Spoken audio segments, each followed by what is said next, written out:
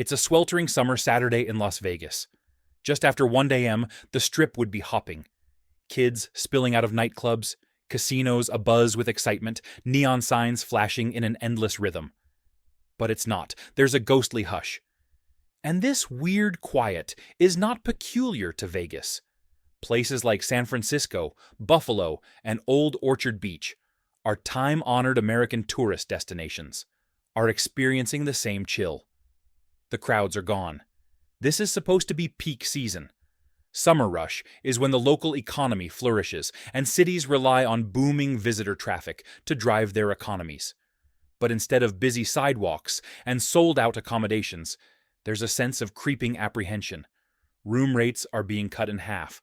Some shops are even taking Canadian dollars at par just to get customers in the door.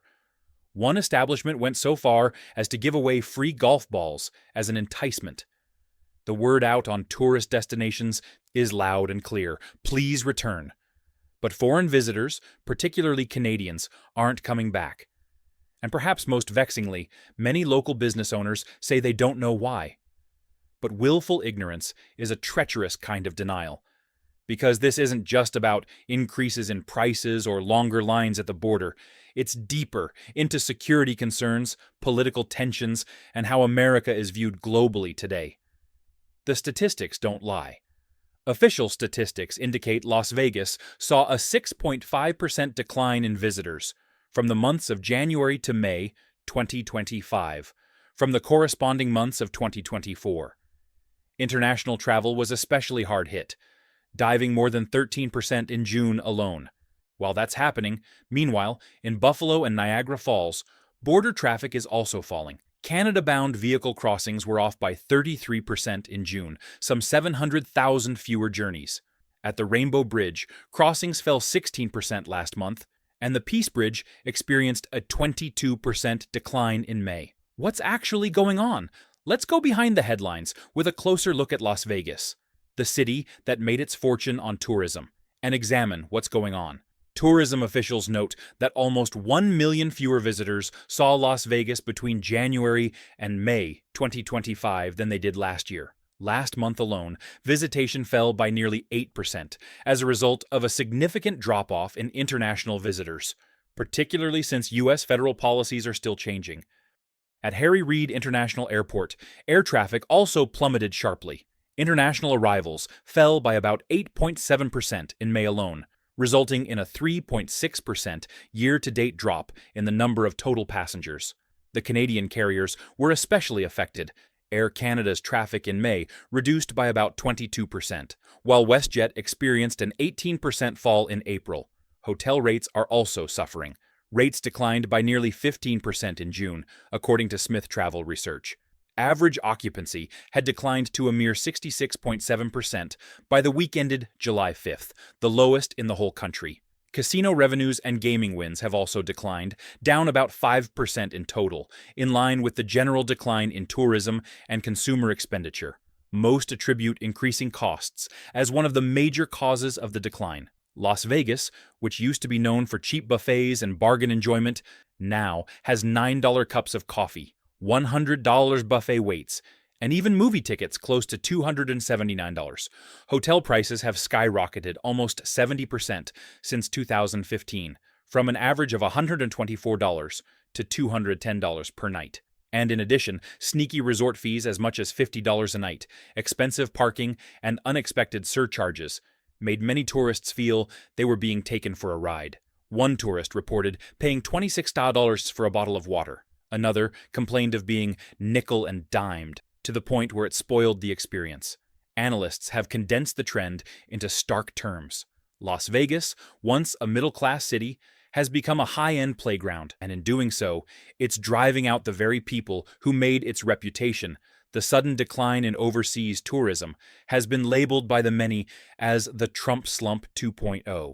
The description captures increasing anxiety associated with political rhetoric, trade tensions, increased immigration enforcement, and what some perceive as a more hostile climate towards Canada and the other allies. By the prediction of travel experts, overseas visitors to the U.S. plummeted in early 2025, with March registering an 11.6% drop alone. The overall fall for the year is estimated to be 9.4%. The blow has been particularly harsh as far as Canadian travelers are concerned. Tour bookings from Canada have plummeted a whopping 40%, with airlines slashing capacity on routes to Florida, Arizona, and Nevada. High-profile cases have made things worse. Stories of international travelers being deported or detained with no clear reason have undermined America's reputation as an open destination. In places like Las Vegas, this isn't merely a political issue, it's affecting working individuals where it hurts them the most, their wallets. Most hospitality employees report that they've lost more than half their tip income this year, even after new tax legislation was enacted to exempt tips of up to $25,000 from income taxes. Casino dealers, bartenders, waiters and waitresses, and even tattoo artists are all feeling the pinch. Part-time and support personnel were among the earliest to be hit with cut hours, with thousands already impacted, the Culinary Union says. Local business owners have a bleak perspective. One trainee blackjack dealer said that hiring within the industry feels stagnant, and she's concerned about future employment prospects in what feels like a shrinking marketplace. Smaller operators, such as tour guides, coffee shop managers, and bike shop owners, report that Canadian cancellations are the norm.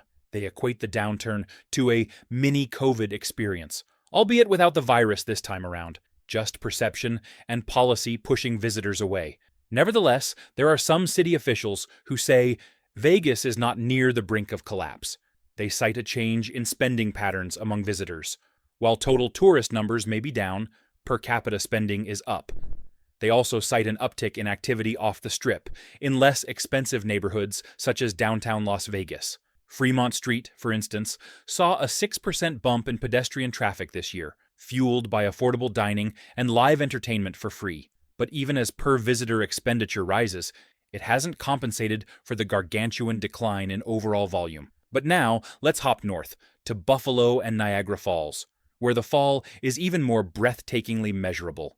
Statistics from U.S. Customs and Canadian travel officials tell a bleak story. In June, Canadians' car return trips declined 33% across the country, nearly 700,000 fewer border crossings than last year. In western New York, all 7 major land border crossings reported huge declines. Niagara Falls Rainbow Bridge experienced traffic decline by 16.2% in June. The Peace Bridge, leading to Buffalo, registered a decrease of 22% in May, and the Whirlpool Rapids crossing witnessed a decrease of almost 30%. Tourism officials in the region have described the situation as pretty drastic, especially when comparing monthly numbers year over year. They emphasize that Canadian travelers are not just tourists. They're considered part of the extended local economy. So far in 2025, the year-to-date decline in crossings sits at 14%, with May alone seeing a 21% dip compared to the same month in 2024. The ripple effects on local businesses have been severe.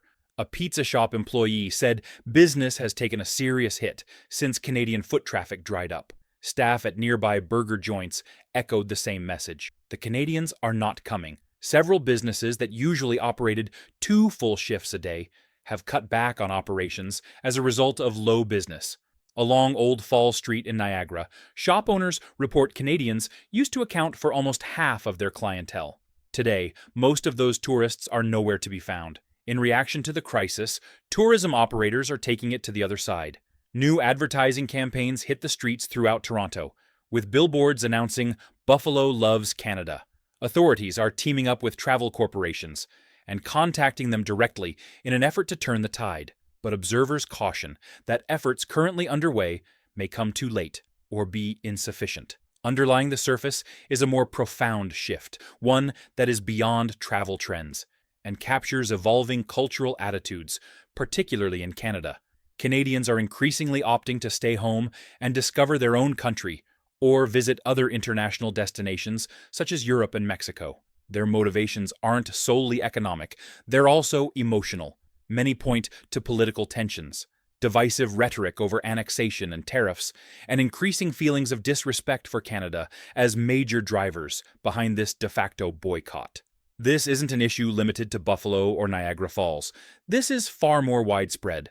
Other American travel destinations traditionally popular with Canadians, including Old Orchard Beach in Maine, Detroit suburbs, and even Florida and Arizona resort destinations, are all experiencing the same trend: reduced bookings, increased cancellations, and dwindling foot traffic. Some downtown business owners report that it's been in plain sight. Boardwalks and primary thoroughfares, once full of people, now seem empty in comparison to previous summers. Even in San Francisco, where Canadian tourist traffic isn't the top priority, the trend applies. The city is experiencing a decline in international visitors, decreased hotel occupancy, and growing frustration among travelers concerning excessive prices, increasing street crime, and a perceived sense of political uncertainty. Tourism-based industries point to a litany of deterrents: visa delays, excessive border delays, protest activity, and uncertain immigration regulations. It all adds up to an impression that the U.S. is no longer as open or welcoming as it used to be. Throughout these impacted cities, the trends are beginning to converge. First, increasing travel expense is excluding middle-class tourists. Skyrocketing hotel prices, overpriced service charges, and costly meals have made American vacations seem unaffordable to so many. Second, perception is everything. Rhetoric in politics, stories of border control, and the overall tone of global affairs have led visitors to wonder if they're really welcome. Third, when entrepreneurs publicly acknowledge they don't know why tourism is off, it points to a larger issue: a lack of listening, flexibility, or heeding warning signals. Fourth, employees are footing the bill. With fewer hours, lower tips, and growing job insecurity, service workers nationwide are becoming collateral damage in this tourist collapse. So, what's next? What are the potential futures for U.S. tourism? Scenario 1. Soft recovery. If U.S. tourism officials move rapidly, cutting unbundled fees, slashing inflated prices, simplifying visa procedures, and mending the nation's reputation at the border, overseas travel could gradually recover. Canadian and international visitor volumes may start to stabilize during mid-2026. Scenario 2. Slowing further. If the fundamental issues, political tensions, economic roadblocks, and price pressures, persist, middle-class travelers can permanently move their allegiance elsewhere. America could lose billions every year, with losses estimated at as much as $12.5 billion in foreign spending alone this year. Scenario 3. Bifurcation. The tourism market is divided here. High-end tourists continue to go to luxury resorts, attend upscale events, and pay top dollar, while affordable tourists vanish entirely. This would result in a disastrous imbalance, with high-end venues thriving and middle-market hotels, family restaurants, and common sites start to deteriorate. Scenario 4. Regional adaptation. Pivoting cities. Las Vegas could double down on domestic tourism, local events, budget off-strip activities, and packages that attract American visitors. Buffalo and Niagara Falls could enhance alliances with Canada's attractions, encourage short-term stay tourism, and create seasonal events that exist beyond summer. Even in San Francisco, where Canadian tourist traffic isn't the top priority, the trend applies. The city is experiencing a decline in international visitors, decreased hotel occupancy, and growing frustration among travelers concerning excessive prices, increasing street crime, and a perceived sense of political uncertainty. Tourism-based industries point to a litany of deterrents: visa delays, excessive border delays, protest activity, and uncertain immigration regulations.